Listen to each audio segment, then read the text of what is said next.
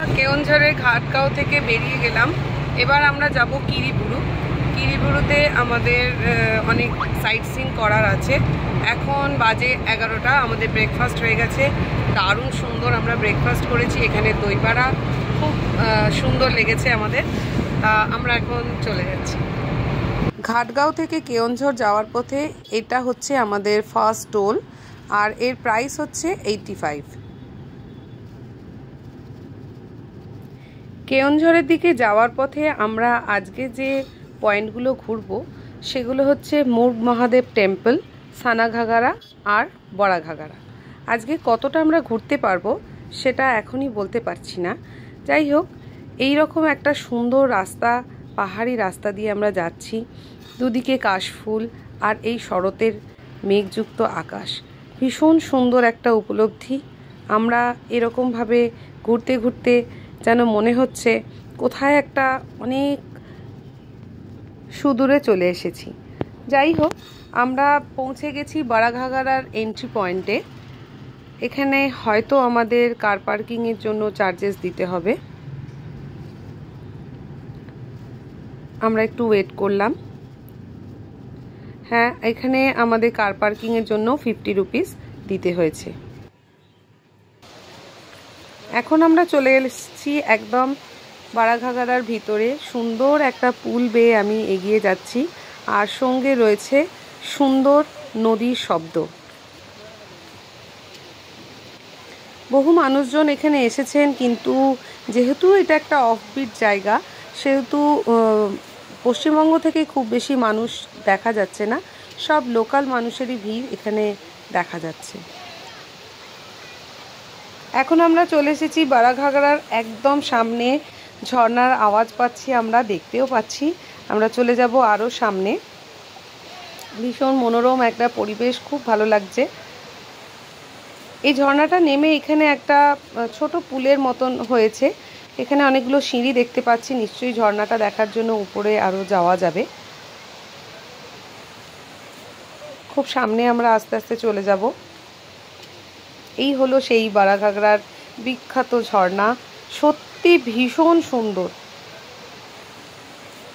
ঝর্ণাটার সামনে অনেকটা যাওয়ার জন্য এখানে ব্যবস্থা করা আছে যাতে আমরা যেতে পারি। এবার আমরা আরেকটু ঘুরে দেখব বড়াঘাগরার এই বিভিন্ন জায়গাগুলি। ধীরে ধীরে সিঁড়ি বেয়ে আমরা একটু উপরে যাওয়ার চেষ্টা করব। খুব সুন্দর করে এখানে নানা রকম ব্যবস্থা করা আছে। খুব ভালো একটা পরিবেশ, বেড়াতে আসার জন্য আদর্শ একটা জায়গা।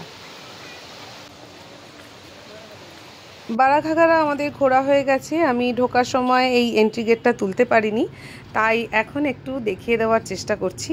এবার আমাদের নেক্সট ডেস্টিনেশন হবে সানাঘাগরা। যদিও সানাঘাগরাটা আগেই পড়ে, আমরা ওটা ফেলে এসেছিলাম। এখন আমরা ব্যাক করে চলে যাচ্ছি সানাঘাগরা।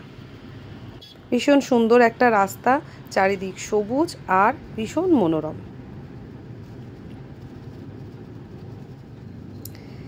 আমরা একদম চলে এসেছি সানাঘাগরার এন্ট্রি পয়েন্টে। এই হলো সানাঘাগরার গেট। এখানেও পার্কিং চার্জেস আছে নিশ্চয়ই। এখানে কার পার্কিং চার্জেস লাগলো 50 রুপিস। সানাঘাগরায় এসেছি আমরা। এখানে নানান ধরনের আচার দেখেই জিভে একেবারে জল আসছে। আর এখানে অনেক রকম ফ্রুট স্যালাড আছে।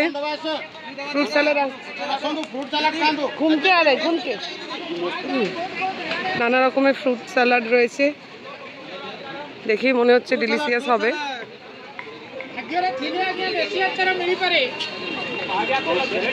আমি নিয়ে নিয়েছি এই ডিলিশিয়াস ফ্রুট স্যালাডটা।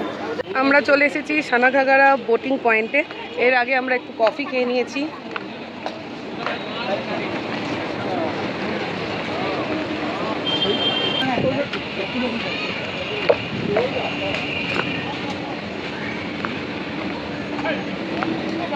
এখানে মহাদেবের একটা বিরাট মূর্তি রয়েছে ঠিক লেকের মাঝখানে।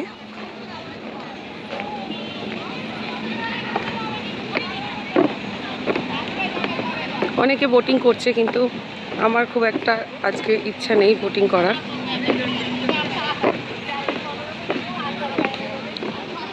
প্রকৃতির কোলে এই লেকটা দারুণ সুন্দর।